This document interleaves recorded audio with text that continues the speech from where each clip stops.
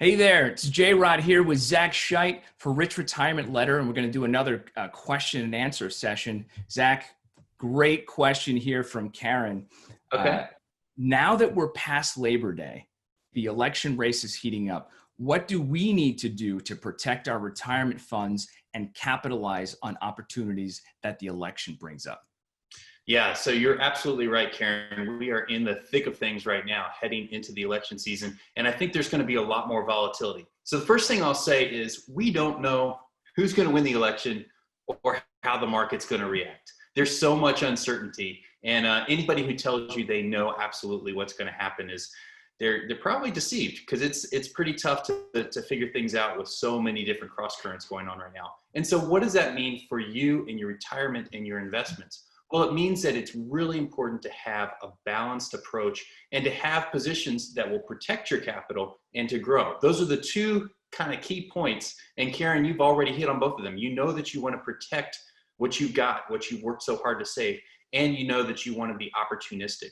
I do think that there are some key areas that will help you protect your wealth, and those are areas that are going to do just fine regardless of who wins in the election in November. Some of those areas include home building and the overall housing market. We know that there's a huge millennial shift towards buying houses. We know that there's low interest rates, and that's going to continue for a long time. And all of this helps to build more demand for housing. So home builder stocks, Home Depot, which deals with materials, Vulcan Materials is another one that actually generates a lot of materials that we would use for infrastructure projects and home building. So that's one area. Another area of safety is the infrastructure area.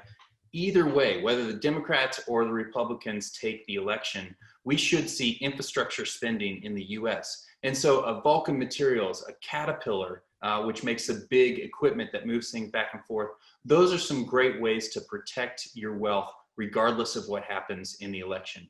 And then when we look at opportunities, I like some of the biggest tech or some of the most exciting new technology stocks that we have. So right now we're in a place where people are realizing that this whole work from home trend is something that's going to continue for a long period of time.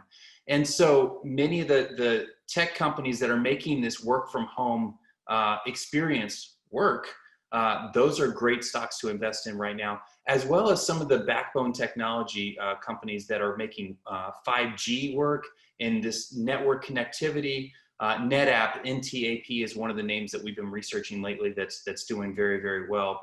And even some of the big carriers like Verizon that are going to see more and more demand for their high-speed networks. So in other words, the idea here is to play things that are going to work no matter what happens in November. And so that way you don't get caught leaning the wrong way if the Republicans or the Democrats take a particular office, whether it be the White House or Congress.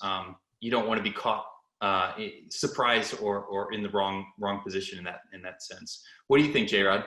For sure, I say you go with what you know works. Technology has been the driving force in the American economy for the better part of the 21st century, and that's not going to stop anytime soon. Tech is making it easier to do things, and it's making it cheaper to do things, and it's touched every single element of industry in not just the United States but in the world. So I'm with you. 5G, the companies that are driving the 5G, a company that comes to mind, a great one.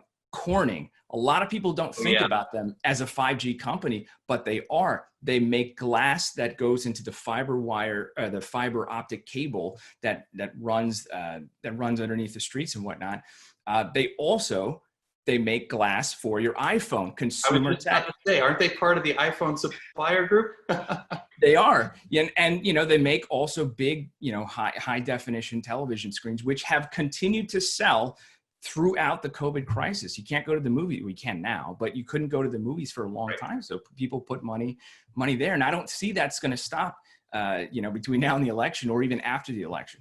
Yeah, people are going to buy those things regardless of whether Trump gets reelected or Biden or whatever happens in Congress. Good point. Very good point. So I was just going to say, Karen, thanks for the great question. And in a lot of ways, this is sort of a keep doing what works sort of a play. My old boss at my hedge fund used to say, if it's working, buy more. And right now we know what's working in our economy. So if you can zero in on the things that are working right now, buy more of those, and that'll suit you really well as we move through this election cycle.